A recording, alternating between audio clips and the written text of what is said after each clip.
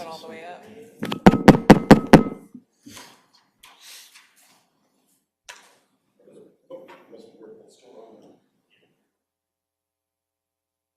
That lectern mic is really, I need to not get. Do you want me to turn it down? No, that's okay. Can you hear me from here? Yes. You don't have to, you don't have to crouch. I usually crowd the mic, so I will remember not to this evening.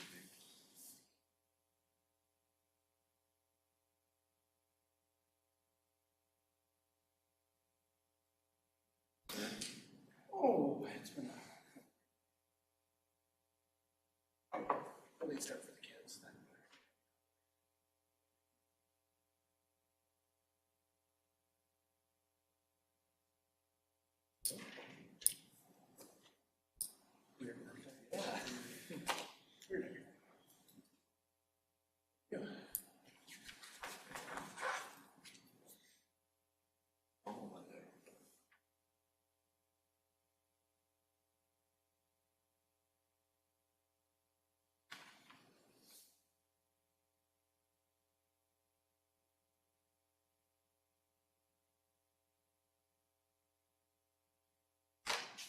As long as Mary can. Exactly, yeah. If I ever have a question, I can really slowly scroll through the footage to see who popped their head up.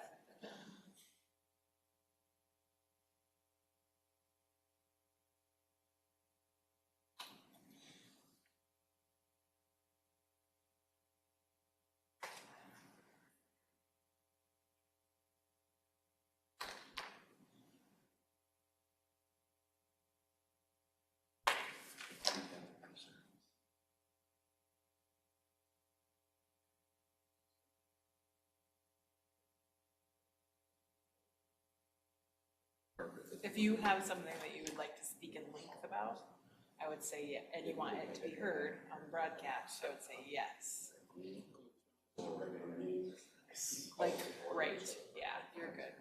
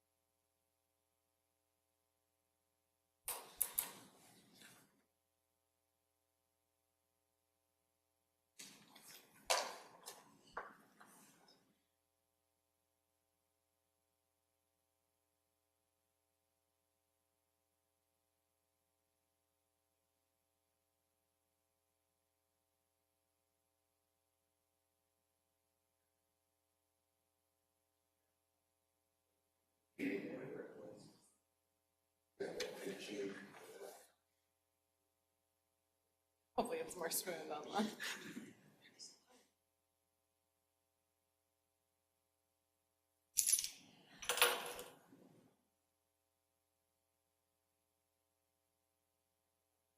We're good whenever you want to start, yeah.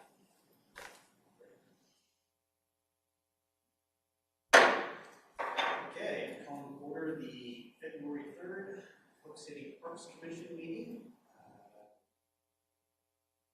Ken? Here. Tenaple? Here. Turner? Here. Converse? Here. Jablonski? Here. Holland?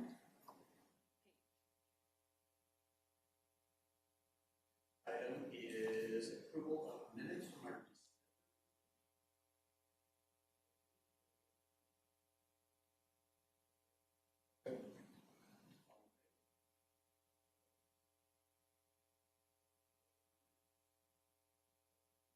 Nothing tonight, sir.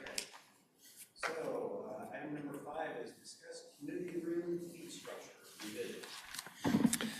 All right, in front of you tonight is two graphs. One is the current structure for this room, one is proposed changes. It's a very minute change, and it honestly came about when I booked my first wedding in this space. They obviously wanted to be in here all of Friday instead of just part of Friday. So really, this is just treating Friday like we were treating Saturday and Sunday, where you could do a half-day rental in the morning, a half-day in the evening, or a full. Before, we didn't give renters the ability to rent before 4 p.m. And I've heard about it. So it is staff's recommendation to change the structure on Fridays. And I'd be happy to answer any questions. Sorry, what's the original reason why they think it might happen? Yeah, the original reasoning was just a little bit more time for civic meetings, trainings, but really, I think the demand for that rental time, it's not going to be that substantial that it, monopolizes the space at that time. So, no, I think it's best served to change to really draw in those bigger rentals and thus more revenue.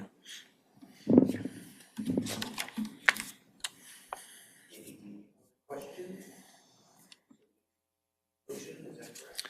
Yep, you would, somebody would make a motion to recommend to council that they approve this when it goes before them.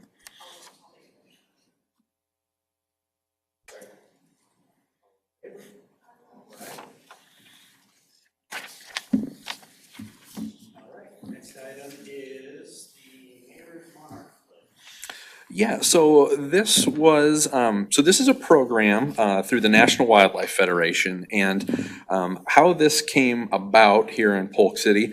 I believe we did have some residents reach out to current members of this commission expressing interest in Polk City exploring how this program might look if implemented in Polk City.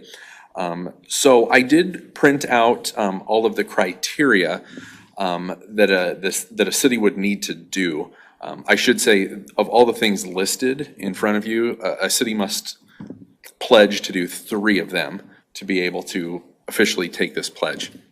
So, this is kind of in response to the monarch population declining drastically in the last decade. And this is kind of an approach from a city level of helping that important pollinator back out. So, I've already had some preliminary discussions with Mayor Karsjan about the mayor's role in this.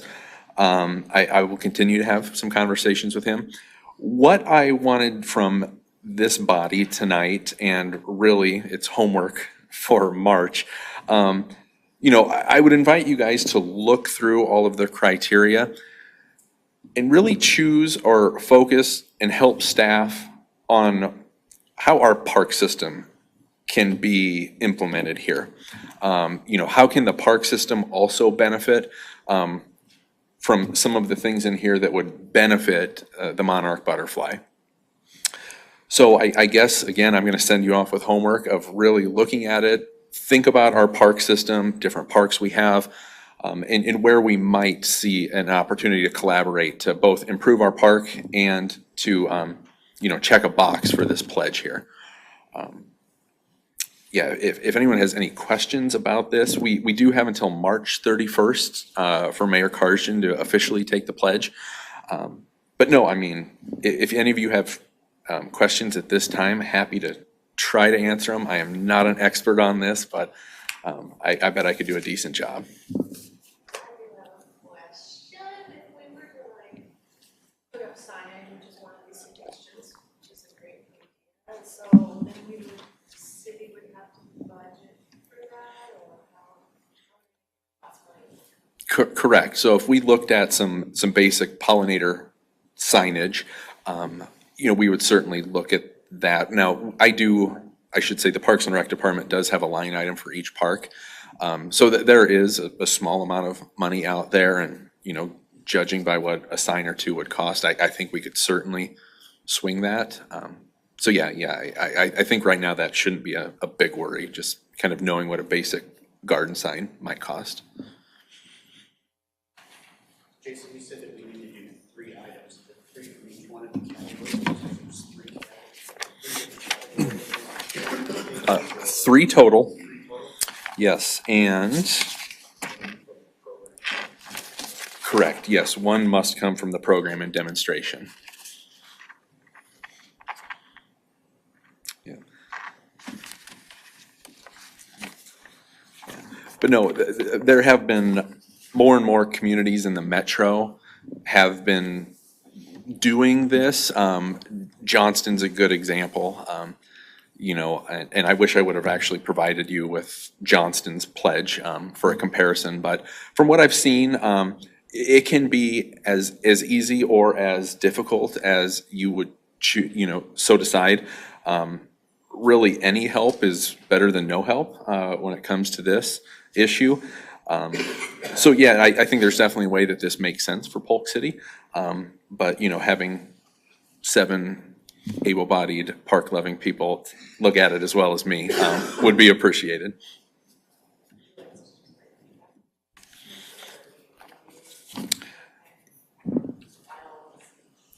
Yeah, no, if you would like to email me directly, I can compile what this board thinks would be the approach to go. I can present those findings at our March meeting. We can have some discussion if we need to narrow it down at that point. And then we would be looking for some sort of recommendation to the mayor and council to move forward with this and sign the pledge before March is over.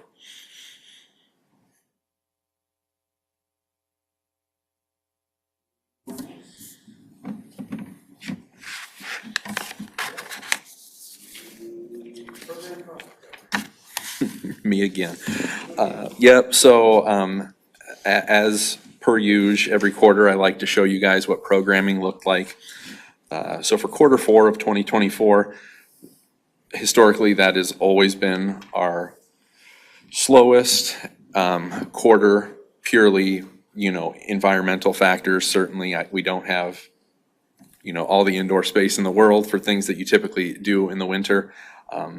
And, you know, for instance, basketball, a huge one is quarter 1 for us. So, yeah, you know, right here, we kind of had some of our typical well-attended youth programs, football programs, and the Start Smart Basketball, which is the preschool basketball program we do. Adult programming, some new things, since we have the space that we're in right now. Been doing some evening yoga classes. Those have been pretty well attended as well. So that we were able to get our numbers up there.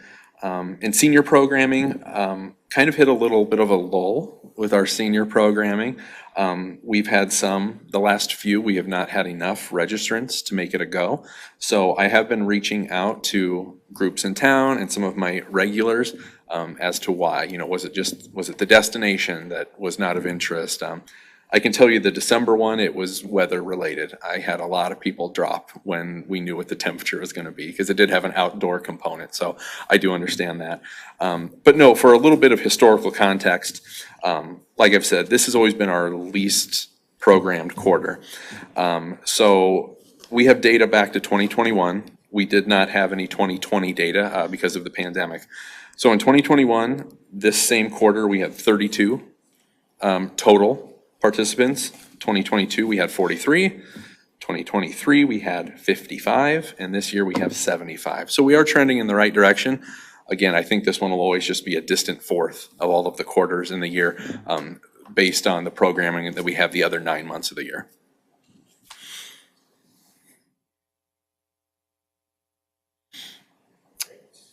And if there's any... Tonight I am. So yeah, this is, and really this was just meant to be information for you guys from the Arbor League.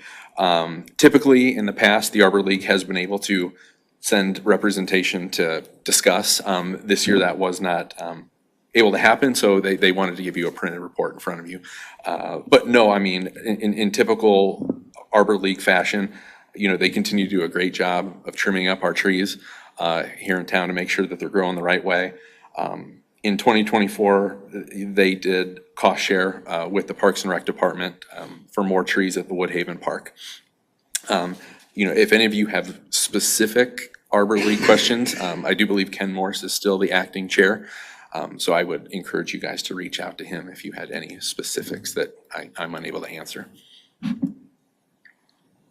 He mentions that this last year was the first year that they didn't apply for a grant. Is that because the committee was a little bit inactive, or is there no grant money available? I'm not sure, Larry. I think that would be one that you'd need to reach out to the Arbor League about.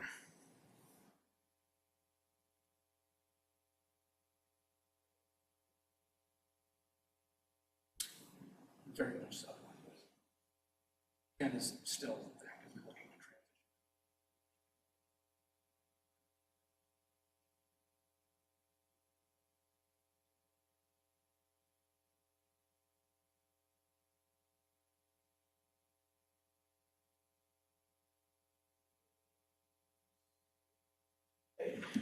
transition. Jason, director. After this, I promise I will sit down and not say another word. Yeah, I have two things that I wanted to bring up tonight. I was hoping it would be on tonight's agenda. It did not work out, but it will be on March's. And that is at our December meeting, Councilperson Sarchet had mentioned that we got a pretty big grant from State Rec Trails for the Trailhead project, for the Polk City Junction Trail behind the creamery, that whole block there. So in March, City Engineer Snyder and Associates is going to come and present a few different concepts of what that space might look like, looking for feedback from this body as to what have we gotten right, what have we gotten wrong, and how can we really make this a destination trailhead while also incorporating it into the themes of Polk City and kind of the themes of our park system. In a few of the concepts, there is a very natural theme to it. I guess at the moment, I'm one of the lucky 2 people in the world that have looked at them. So I don't think you can go wrong with any of them. They're all amazing in their own rights, but wanted this commission to have some input on it, as it could be, it will obviously be a trailhead for a regional trail, but also there are aspects of it that really will be kind of like an extension of the square. So, a really neat and just fun project that's coming. So that will be happening in March. And then the other one is in this fiscal year, 12 Oaks Park Phase 2 was budgeted, and that work really began today. So if you'll remember, this is out in the southeast part of town. The 12 Oaks Park has a pond, an open air shelter, half of a trail. So Phase 2 completes the trail through the park all the way over to East Southside Drive. It also has a large component of shoreline stabilization. So last week we were really mobilizing. We were bringing in rock, barrier, a little bit of dirt work. Today they really started spreading rock. So it's going to look really good when it's done. We're going to have to replant some grass, but no, I think it's going to look really good once we complete that park. So yeah, if anybody's ever in that part of town, if you don't live there, I suggest go by, and you can see a lot of work's going on there. Yeah. Any questions about that guy? No. Kind of the schedule is, first we are kind of moving some dirt around, laying the rock, the riprap rock. Then probably April, May is when we'll see that trail work, when it's, temperatures are conducive to concrete pouring. Thank you. 10 is reports and particulars, so Nick. Sure. Just a couple things that council has been up to in the last couple months. We did officially move Beggars Night to October 31st, so proper Halloween. We've had a couple retirements. Our city attorney, Amy Beatty, retired after 20-some years. And she's being replaced by colleagues from Brick Gentry, so not a lot of transition there. As well as Kathleen Kennedy, who was our day-to-day engineer from Snyder for many years, also retired this last year. Titan storage site plan was approved on Vista Lake Drive, so they're going to be putting in a mini storage unit up there across from Creek Elementary. Water tower construction has halted until spring. They hit that stretch of cold weather and weren't making any progress, so they sent their work crews elsewhere. Shouldn't affect the overall completion time for the water tower, but as of right now they are behind. And encroachment agreements for the Woodhaven Street to Neil Smith Trail. We finally got the agreements that we need to be able to pave that connector, and in progress and asked for since Woodhaven neighborhood had actually been in there. And council has gotten started on budget stuff for the year. This year, levy rate stays the same at $11 per 100,000 of assessed value. For like the total budget, we've got this year 27.3 million. But 11 million of that is capital projects, another 4.5 water and sewer funds, which are just only a 2.5% increase over last year for overall growth. The departments have been asked to do a 5% budget increase. 3% wage increases. We will be getting a new parks coordinator in September. That is a position that is budgeted for, as well as a police officer in April of '26, which was budgeted for, but is also kind of weird because it's covering for an officer who's being deployed.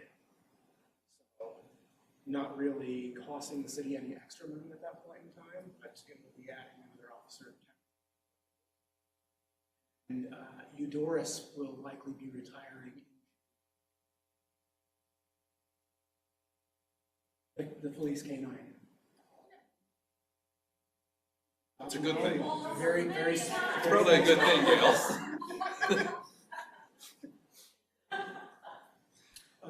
Capital projects for the year, the buying into the Central Iowa Water Works, that costs us about 1.7 million.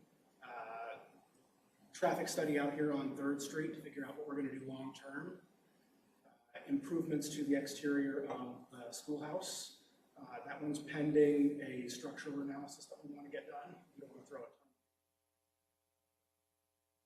The entire thing needs that money more. Big Creek Schoolhouse, the old city hall. Oh, you Am I mean? pointing in the right? I'm pointing in the right. Oh, okay. Yeah. Yep. Where the museum is now. Annual street repair project, thing we do every year. We plan on paving our portion of Northeast 7th Street, which is the one that goes right between Big Creek Elementary and the new municipal park. We're responsible for that part between the school and the park, whereas NAP is responsible. We have some trail on Vista Lake as well, right in front of the daycare over to 3rd Street. New vehicles this year, replacement cruiser, replacement dump truck.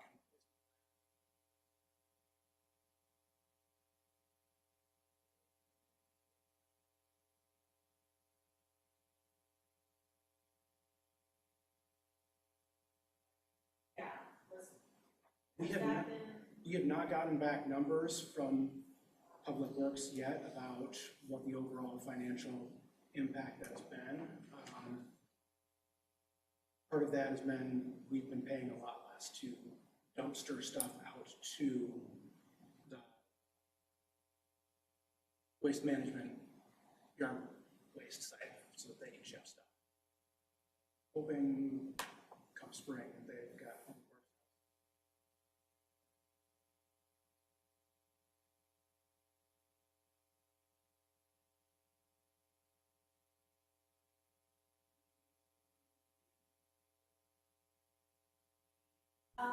First, Larry, did you do?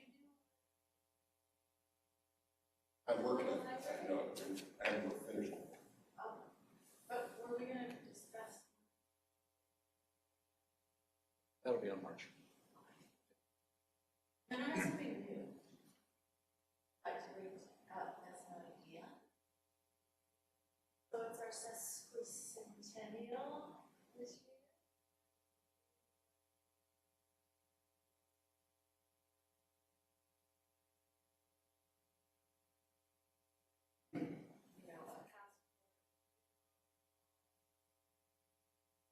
Anything to try to just generate.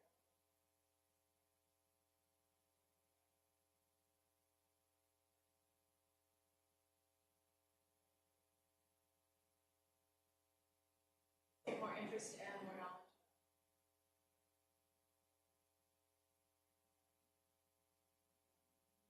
Sort of stuff that we're gonna be doing, but. No.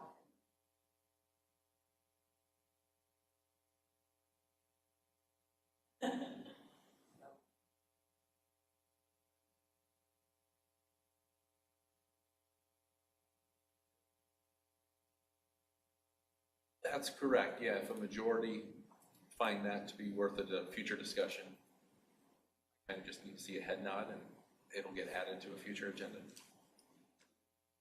All right.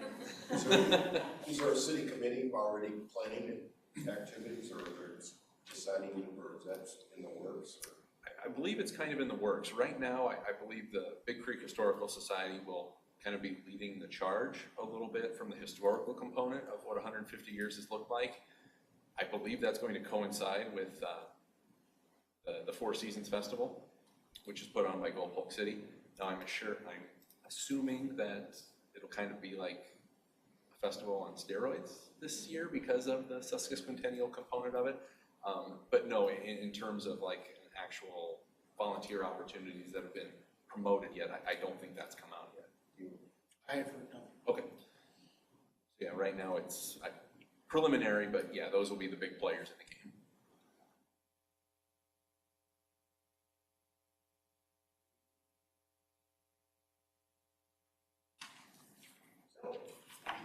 Motion to adjourn. So, And all in favor?